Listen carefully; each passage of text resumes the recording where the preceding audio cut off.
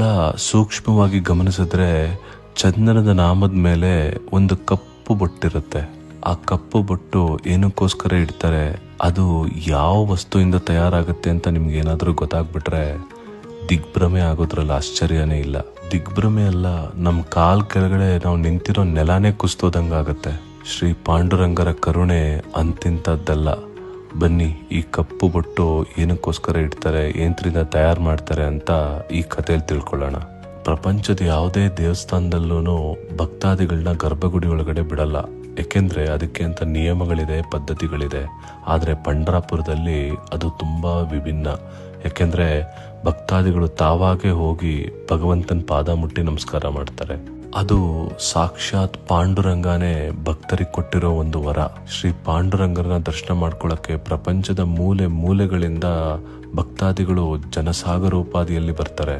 ಪಂಢರಾಪುರದಲ್ಲಿ ಇನ್ನೂ ಒಂದು ವಿಶೇಷ ಏನು ಅಂದ್ರೆ, ಭಗವಂತ ಹೇಳ್ತಾರೆ, ನಾನಿಲ್ಲಿ ನಿಂತಿರೋದು ಭಕ್ತರಿಗೆ ದರ್ಶನ ಕೊಡೋದಕ್ಕೋಸ್ಕರ ಅಲ್ಲ, ನಾನೇ ನನ್ನ ಅಪ್ರತಿಮ ಭಕ್ತರನ್ನ ದರ್ಶನ ಮಾಡ್ಕೋಬೇಕು, ಅದಕ್ಕೋಸ್ಕರ ನಾನು ಕಲಿಯುಗದಲ್ಲಿ ನಿಂತಿದ್ದೀನಿ ಅಂತ ಹೇಳ್ತಾರೆ. ಆದ್ರೆ ಸ್ವಾಮಿನ ನೋಡಕ್ಕೋಸ್ಕರ ಲಕ್ಷ ಕೋಟಿಗಳಲ್ಲಿ ಜನ ಬರ್ತಾರೆ.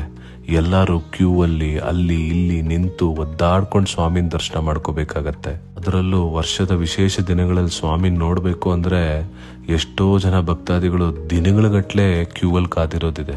ಭಗವಂತನಿಗೆ ತನ್ನ ಅಪ್ರತಿಮ ಭಕ್ತಾದಿಗಳು ಈ ತರ ಕ್ಯೂ ಅಲ್ಲಿ ಕಾದು ನನ್ನ ನೋಡಕ್ ಬರೋದು ತುಂಬಾ ಹಿಂಸೆ ಅನ್ಸ್ಬಿಡುತ್ತೆ. ಆ ಪ್ರಾಯಶ್ಚಿತ್ತಕ್ಕೋಸ್ಕರ ಭಗವಂತ ಏನ್ ಮಾಡ್ತಾನೆ ಗೊತ್ತಾ, ದೇವಸ್ಥಾನದೊಳಗಡೆ ತನಗೋಸ್ಕರ ದರ್ಶನಕ್ಕೋಸ್ಕರ ಒಳಗಡೆ ಬಂದಂತ ಭಕ್ತಾದಿಗಳು ಯಾರ್ಯಾರು ಎಲ್ಲೆಲ್ಲಿ ನಿಂತಿದ್ದಾರೋ ಅವರ ಪಾದದ ಧೂಳನ್ನೇ ನನ್ನ ಹಣೆ ಮೇಲೆ ಇಡಿ ಅಂತ ಆದೇಶ ಮಾಡ್ತಾರೆ. ಹೌದು, ಇವಾಗ ನೀವು ಕೇಳಿದ್ದು ಅಕ್ಷರ ಸಹ ಪ್ರತಿಯೊಂದು ಸತ್ಯ. ಪಂಢರಾಪುರದಲ್ಲಿ ದರ್ಶನದ ಸಮಯ ಮುಗಿದ್ಮೇಲೆ ದೇವಸ್ಥಾನದ ಬಾಗ್ಲ ಹಾಕಿದ್ಮೇಲೆ ದೇವಸ್ಥಾನದೊಳಗಡೆ ಕಸ ಗುಡಿಸ್ತಾರೆ. ಕಸ ಗುಡಿಸಿ ಬಂದಂತ ಭಕ್ತಾದಿಗಳ ಪಾದದ ಧೂಳನ್ನ ಒಂದ್ ಕಡೆ ಜಲ್ಡಿ ಹಿಡಿದು ತೆಗೆದಿಡ್ತಾರೆ. ಆಮೇಲೆ ಆ ಭಕ್ತಾದಿಗಳ ಪಾದದ ಧೂಳನ್ನ ತಗೊಂಡು ಪರಮ ಪವಿತ್ರವಾದ ಚಂದ್ರಭಾಗ ನದಿ ನೀರಿನ ಜೊತೆ ಬೆರೆಸಿ ಒಂದು ಪೇಸ್ಟ್ ತರ ರೆಡಿ ಮಾಡ್ಕೋತಾರೆ. ಮಾರನೇ ದಿನ ಸ್ವಾಮಿಗೆ ಅಲಂಕಾರ ಎಲ್ಲ ಮುಗಿದ್ಮೇಲೆ ಚಂದನದ ನಾಮ ಇಡಲಾಗತ್ತೆ. ಆ ನಾಮದ ಮೇಲೆ ಭಗವಂತನ ಅಪ್ರತಿಮ ಕೋಟ್ಯಾಂತರ ಭಕ್ತರ ಪಾದದ ಧೂಳನ್ನ ಸ್ವಾಮಿ ಹಣೆ ಮೇಲೆ ಚಿಕ್ಕದಾಗಿ ಒಂದು ಬೊಟ್ಟು ರೂಪದಲ್ಲಿ ಇಡಲಾಗುತ್ತೆ. ಭಗವಂತನ ಈ ಕರುಣೆ ಪ್ರೀತಿ ತುಂಬಿದ ಕತೆ ಯಾರೇ ಕೇಳಿದ್ರು ಕಣ್ಣಲ್ಲಿ ನೀರು ತಿರುಗೋಗುತ್ತೆ. ಸ್ವಾಮಿಯ ಮಹಿಮೆಗಳು ವರ್ಣನಾತೀತ, ನಮ್ಮ ಊಹೆಗೂ ಮೀರಿದ್ದು. ಇಂಥ ಪವಾಡನ ಯಾರು ಊಹಿಸ್ಕೊಳ್ಳಕ್ಕೂ ಸಾಧ್ಯ ಇಲ್ಲ. ಆದ್ರೆ ಅದೇ ಭಗವಂತನ ಶಕ್ತಿ, ಅದೇ ಭಗವಂತನ ಸತ್ಯತೆ.